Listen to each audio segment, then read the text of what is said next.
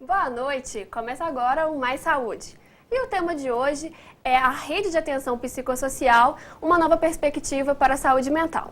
E para falar com o tema, nós convidamos hoje a psicanalista Maria Angélica de Castro, que também é especialista em psicologia clínica e organizacional e psicóloga da Secretaria da Saúde Prefeitura de São João del Rei. Boa noite, Maria Angélica. Seja muito bem-vinda, viu? Obrigada. O programa é seu, fique à vontade. Boa noite, né? Estou às ordens, né? Para tentar a gente... Sanar algumas dúvidas, né? E trazer, assim, para o nosso dia a dia, né? Essa questão, esse tema, né? Que às vezes fica tão pouco falado, né? E discutido, né? E a gente precisa falar bem mais dele. Tirar algumas nuvens, né? Sempre brincar algumas nuvens. E lembrando a você aí de casa, que nosso programa é ao vivo e você pode participar. É só nos mandar uma mensagem para o 9972-1640 ou fazer uma ligação para o 3372-3720. Contamos com a sua contribuição aí também. Maria Angélica, e para a gente dar andamento ao nosso programa, eu acho importante a gente começar por perguntas sempre mais simples, né? Que vão, de certa forma, levando o telespectador a compreender o nosso tema. Então, primeiro, eu gostaria que você explicasse o que é a loucura, o que é o sofrimento psíquico. Sim. Bom, eu vou sempre tentar tentar chegar da maneira mais clara possível, né, a todas as pessoas, tentar simplificar, né, e não complicar de maneira nenhuma. Bom, é importante a gente saber que quando a gente fala loucura, nós estamos falando de uma experiência humana, né, uma experiência humana. Isso é fundamental que a gente tenha em mente. Então, é uma experiência humana, né? É um sofrimento e é um sofrimento que qualquer um de nós pode ter, né? Então, assim, tem até um filme do Marcos Prado, né? Da Stamila, que ela fala assim, eu tenho a perturbação, mas perturbação qualquer um pode ter, né? Então, nenhum de nós está livre dessa perturbação. Então, tendo essa compreensão, né, e até interessante a gente escutar os ditos populares, né, que de louco, de médico, cada um tem um pouco, não é muito longe disso não, né?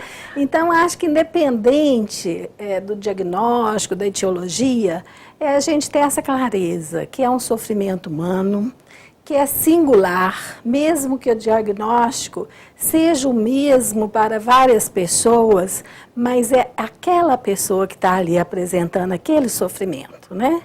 E não vamos banalizar de maneira nenhuma nenhum sofrimento. Esse sofrimento tem que ser escutado na sua singularidade, né? É aquela pessoa, né? Quando a pessoa chega, eu estou deprimida, né? Assim, como que é a sua depressão? O que está acontecendo, né? Porque a depressão para um é diferente da depressão para o outro, né? Então, o diagnóstico, apesar de ser o mesmo, mas nós temos que ter respeito a essa singularidade. Claro. Né? Eu acho importante para o pessoal aí de casa, né, para contextualizar, no último dia, né, no último domingo, dia 18, a gente comemorou, né, o dia da luta antimanicomial, que é a luta contra, né, o sistema asilar, o sistema de manicômios. Então, dentro desse tema, né, Maria Angélica, a gente já conversou bastante antes do nosso programa, é um tema que começa a ser despertado pela mídia, o pessoal começa a discutir, e eu acho importantíssimo mesmo que haja sempre essa troca de informações, porque nós que somos leigos, muitas vezes tratamos esses assuntos com uma certa brevidade, às vezes a gente não entende, não compreende muito bem e tenta resumir mesmo muitas coisas. Então eu gostaria que dentro dessa questão do sofrimento psíquico, você explicasse pra gente o que é o transtorno mental, porque hoje a gente estava brincando, tem muito modismo, né? Todo mundo tem tudo, né? Bipolar, é TDAH. Eu queria que você explicasse um pouco pra gente o que é o transtorno. Bom, nós podemos dizer que o transtorno vai remeter sempre a esse sofrimento psíquico, né? Que é diferente, que às vezes a gente faz até diferença entre transtorno e doença, né? A doença, você tem o substrato orgânico localizado, né? você sabe as causas. Eu falo que eu até invejo a forma diagnóstica, né, das doenças orgânicas, né? Se a gente tivesse aquele repertório, né, exames, ultrassom, esses exames mais sofisticados, né? Nosso diagnóstico é feito essencialmente através da escuta, né? Então, assim, só falando rapidamente, então nós vamos encontrar assim, alguns transtornos, né? Geralmente acontece frente a alguma dificuldade da vida, né? Então, quando você depara, né, com algo assim, você vai ter que se haver com aquela dificuldade. E cada um vai ter o seu arranjo, né? Cada um vai ter que arrumar um jeito de lidar, né? Umas pessoas dão conta de uma melhor forma, outras já não dão. E diante dos obstáculos, das frustrações, tem pessoas que reagem de uma maneira muito mais natural. Tem outras que não, ficam muito mais afetadas, né? E tem comprometimento até do seu funcionamento mental, né? Elas não dão conta, por exemplo, de responder às exigências da vida, né? Quando um transtorno, vou pegar o exemplo do transtorno da depressão, quando é muito grave, a pessoa às vezes não consegue nem levantar da cama, né? E outras que às vezes passou pelo mesmo, né, um problema similar, responde de outra forma. Novamente, eu estou falando que cada um é cada pessoa é pessoa. Agora, é muito importante, quando a gente está falando de transtorno mental, a gente saber que a vida é vida, né? A vida é vida, que na vida nós temos tristeza, temos alegrias, né? Temos atividades, né? Somos ativos, andando para lá, para cá, não é? A gente, no nosso bolo tem tudo, né? Tem tudo. Choramos, rimos e tudo. Bom, daí, né?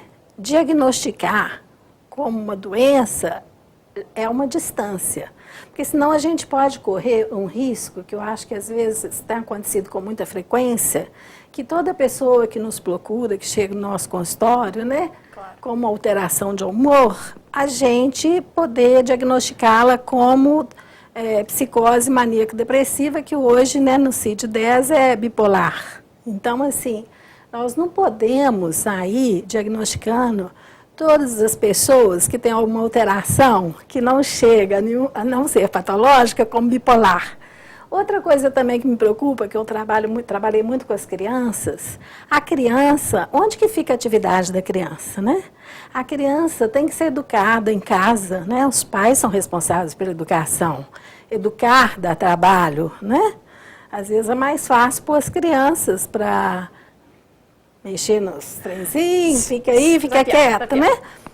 Outra parceira responsável pela educação da criança é a escola. Eu acho que esse diagnóstico de hiperatividade, de deficiência de atenção, ela deveria ser trabalhada nesses espaços da casa, para não chegar no ambiente médico, que não deveria chegar, porque aí vai chegar para consertar. Né? E é muito perigoso a criança, desde pequena, saber que o mal-estar dela, ela vai tratar, ela vai resolver com uma substância química. Lícita, mas é química. Eu não sei que consequências isso vai ter depois na adolescência, entendeu? Então, criança, ela tem que brincar. A criança tem atividade. A criança dá trabalho. Então, tem que deixar ela também, de certa forma, sim, ter suas próprias respostas. Então, não é também, porque, né, ela é muito ativa que ela já seja hiperativa.